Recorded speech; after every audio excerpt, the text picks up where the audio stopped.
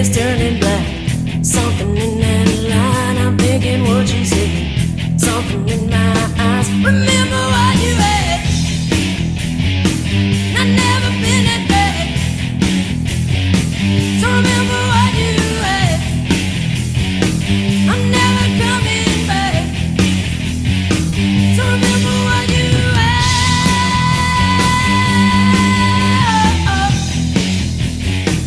I'm never coming back. Smoke a cigarette, remember what you had. Know that I forget, and that's why I'm feeling bad. Smoke a cigarette, then take another drag. Smoke a cigarette, remember what you had. I never been that bad. So remember what you had. Remember what you had.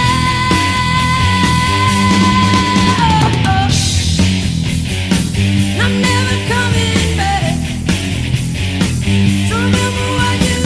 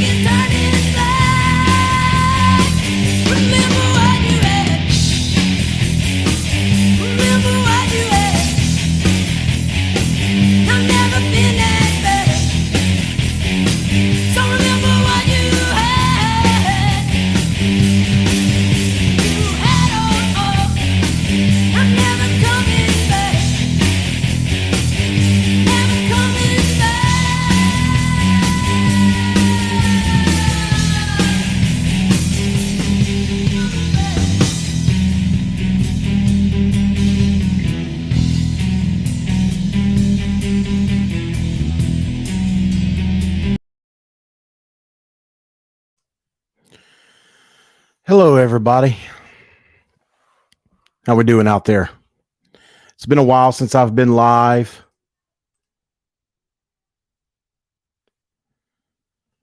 Been a while since I've been uploading a few videos here and there. But I definitely wanted to address this topic because a lot of you have shown concern and lifted up your prayers and everything, and I really, really appreciate that. So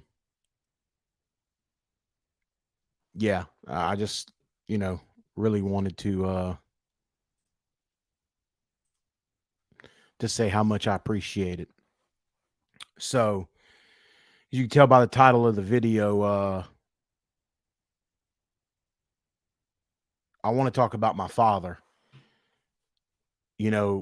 He had his second open heart surgery, which the first one was a quadruple bypass. This one was a valve replacement. And we almost lost him. And I'm going to try not to get emotional about this. If I do get emotional, I do apologize. But we almost lost him. And he is now out of the hospital. He's in a rehab facility because his left leg, he's having some nerve issues with it and he can't walk too good. So he's in physical therapy in a rehab facility. And he's alive. And really, he shouldn't be. He shouldn't be alive right now. They're calling him the miracle patient. So after his surgery, he went to ICU, of course, and he was on a ventilator, which was to be expected. They didn't let us see him for a couple days. And when they finally did let us see him, it was just, I can't explain it. I mean, when I saw him, I broke down. I lost it. And he was so critical that the nurses couldn't leave his room.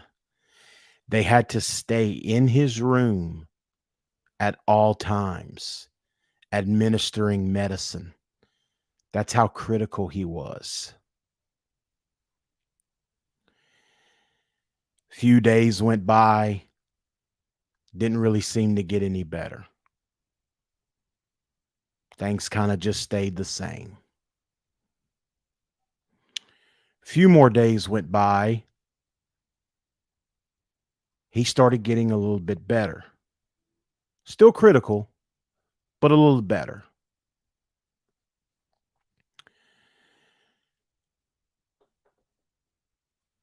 So one night, my phone rings at 2:00 in the morning, and it's the hospital. And they said, "Hey, your dad has taken a turn for the worse. Y'all need to get up here." And I was like, okay. And I live about an hour and a half away from where he does, south of where he does. So 2:00 in the morning, man, I get up, throw some clothes on. Me and my sister head out. My wife stays home with the kids. We get to the hospital and it's bad. I mean, things were just really, really bad. And they came up to us and said, y'all need to be prepared to say goodbye and start getting his affairs in order.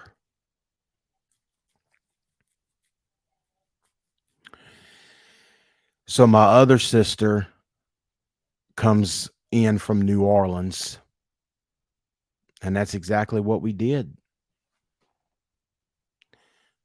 Told him goodbye, and me and my two sisters started talking about his funeral arrangements. We didn't call the funeral home. We were getting ready to, because he didn't die, but he was critical, very critical. So we started making the plans, and just discussing everything. And 2 days later, he did a complete 180. We don't know what happened, but he just did a complete 180. He started stabilizing. His heart rate came down. His heart rate was running in the 160s to 200s. It was bouncing all over the place. They just could not get him stable. All of a sudden, he turns, his heart rate comes down in the 60s. He starts stabilizing. He starts breathing on his own. He's breathing, and he started breathing over the vent. So they didn't pull the vent out because they wanted to be sure. But they turned it down. They kept turning it down, turning it down, turning it down. And he was sedated through all this. Again, this is why I haven't been doing podcasts and live streams and stuff like that, because, there's been a lot going on. A few more days go by. He's getting even better. He's stable. I mean, he just keeps getting better and better. So they said, well, we're going to pull the vent out. He doesn't need it anymore. And I'm like, are y'all sure? Because once y'all pull it out, because they told us once they pull it out, they really couldn't put it back in because it would tear up his throat and his esophagus and all that. They said, no, this man's going to make it. So they started lowering his sedation. He wakes up. All of a sudden, he wakes up, eyes wide open, following commands, shaking his head yes, shaking his head no, understands everything everybody's saying, breathing over the vent, and just made a complete 180. 2 days later, they pull the vent out. He's sitting up in the bed, talking, cracking jokes. Heart rate is stable in the 60s.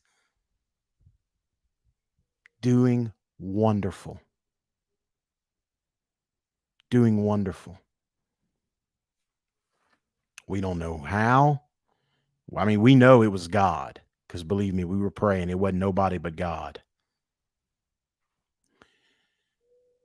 A couple days later, they take him out of ICU. They put him in a regular room.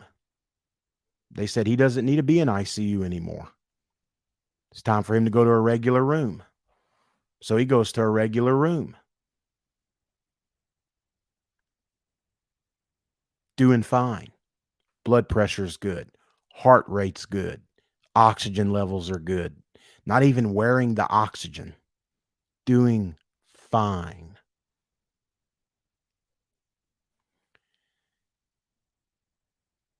And about a week later, they said it's time for him to get discharged. He doesn't need to be in the hospital anymore. But he can't go home because of his leg. He's got some nerve issues in his left leg that won't allow him to walk fully. So they discharge him.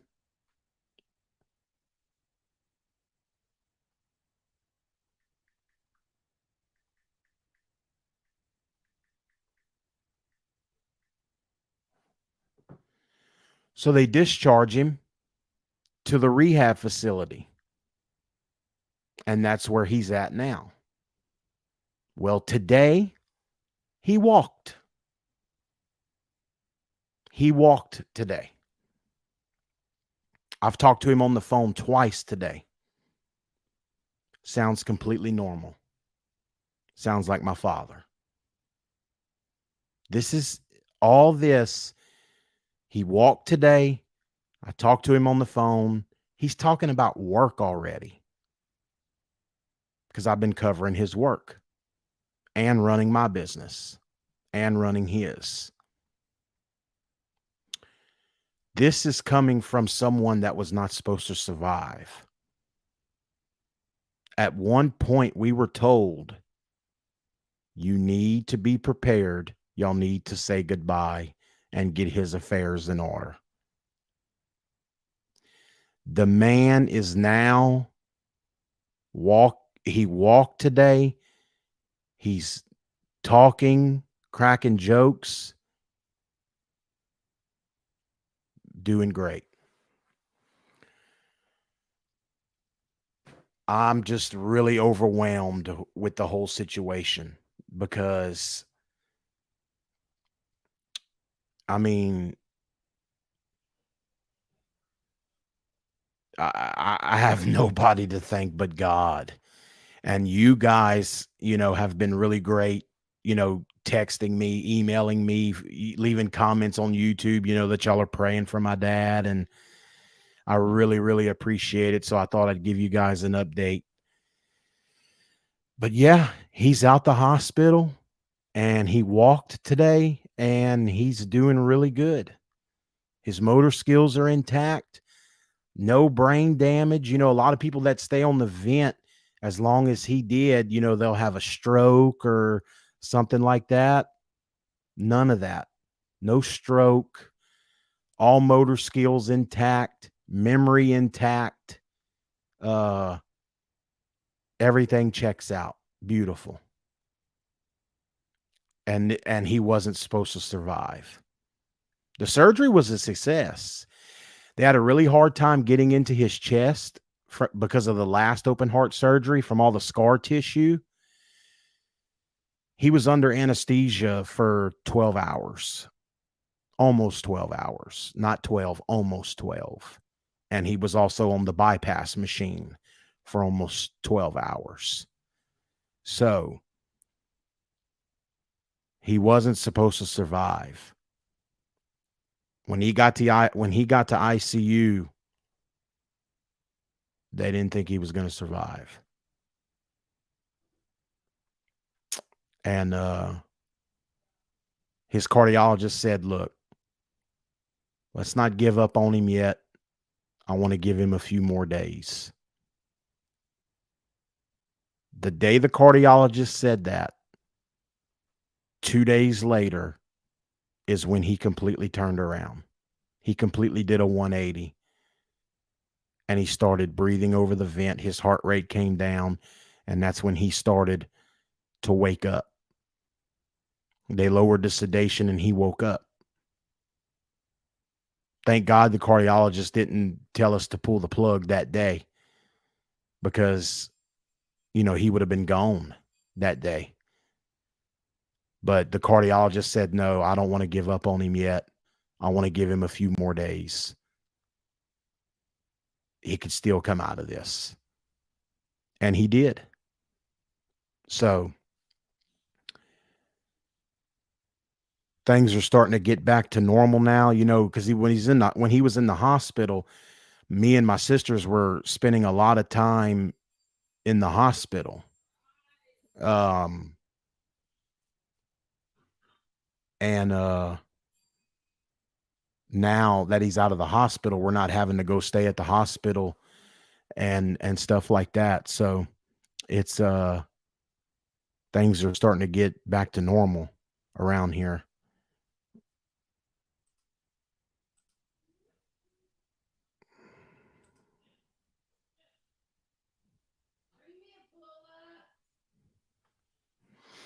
So yeah, that's what's been going on with me. But I mean, we're over the moon, because we've already lost one parent 10 years ago. We lost our mother suddenly. But this was tough to watch him go through all this. It was really, really hard. And when they told us to get prepared and say our goodbyes and start putting his affairs in order, that was really hard to hear. That was tough. And then 2 days later, well, after the cardiologist came, he's like, look, I know they've told y'all, it's time to say goodbye and it's time to get his affairs in order and stuff. He said, but I want to give him a few more days before y'all do that. Thank God the cardiologist did that, because 2 days later is when he started turning around.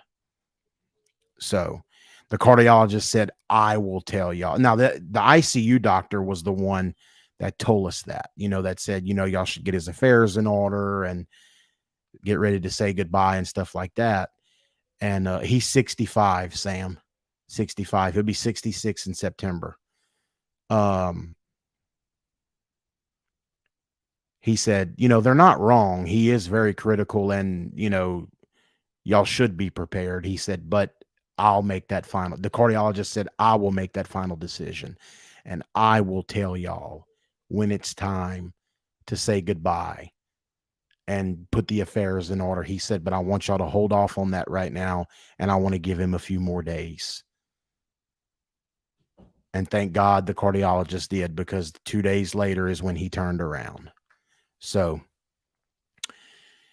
look, if you've got a loved one, that's getting older, or if you have beef with a family member, think really hard before you cut them out of your life, or before you say, well, no, I'm not going to go see them today, I'll do it another day.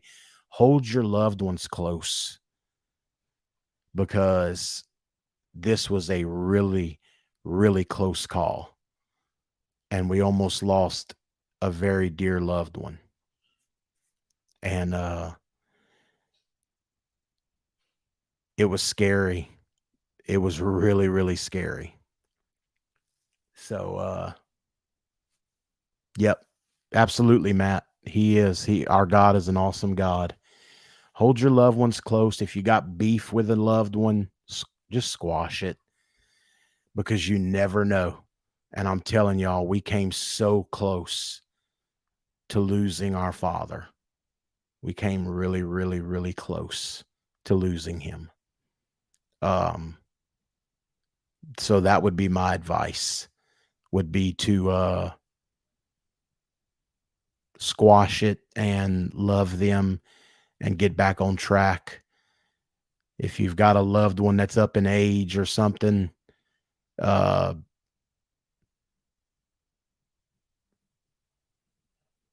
mean, go see them, spend as much time with them as you can, because I don't wish this upon anybody. But he is on the road to a full recovery. He is pretty much fully recovered, except for the fact that left leg is giving some trouble, but he did walk today. So he's making progress. And hopefully here before too long, he'll be home. And I'm smiling because, he should be home soon. And he pulled through. And he made it. So yeah, it's overwhelming. It's very, very overwhelming to see him where he's at now from where he was, because at one point he was so critical. Like I said, the nurses could not leave his room. Like, a nurse will normally, they'll come in there and they'll check on you for a few minutes and then they'll leave. He was so critical, they couldn't leave. They had 2 nurses staying in his room, administering medicine nonstop, because he was so critical. That's how bad it was. And now he's fine and in a rehab facility. So, yeah, I just wanted to get on here and give you guys an update about him. And I wanted to thank everybody for your prayers, because like I said, I've had emails, I've had text messages, I've had comments on YouTube saying we're praying for you and your dad and your family and everything. And I really appreciate that. But he is on the road to recovery. And hopefully in the next week or so, he'll be home. And he's a miracle. He really is a miracle. He really, really is. He is a miracle. And we are just over the moon, because we've already lost one parent, and it looked like we were going to lose our other one, but we didn't. We didn't. By the grace of God, we did not. He survived and he made it. And we are just over the moon about it. So I want to thank everybody that prayed. And hopefully I can get back to normal now on my YouTube stuff, uploading some service content and doing the live streams again, and get the podcast back on track. I may turn this into an audio podcast, but yeah, we're over the moon. If you got loved ones, spend as much time with them as you can, because you never know what can happen. And if you've got a beef with a family member, try to settle it, because they could be gone really quick. And my dad had to have the surgery because he was in congestive heart failure, and they told him, look, you can either go home and enjoy the rest of your life, which is, they said, you may have a month left, or you can have surgery and take a chance. They said, but you could very easily die from the surgery. They said, but if you survive the surgery, you got many, many years of life left to live. Well, he did survive the surgery. It wasn't easy, and it was by the grace of God, but he survived it. So now we've got our dad for many more years to come. Because if he would have went home, he would have had maybe a month left. And that was a month ago. He was in the hospital for over 30 days. So he'd probably be dead right now if he'd have went home. So he's alive, and we've got many years left with him. And for that, we are extremely grateful. So again, thank you everybody for the support. Thank you for the understanding, and thank you for the text messages, the emails, the comments of your prayers for my father. I truly appreciate it. Now things are starting to normalize around the house again. And like I said, hopefully I can get the podcast back on track and get live streaming back on track and get the service videos back on track. So with that being said, thank y'all for listening to me. I appreciate it. And we'll talk to you guys on the next one.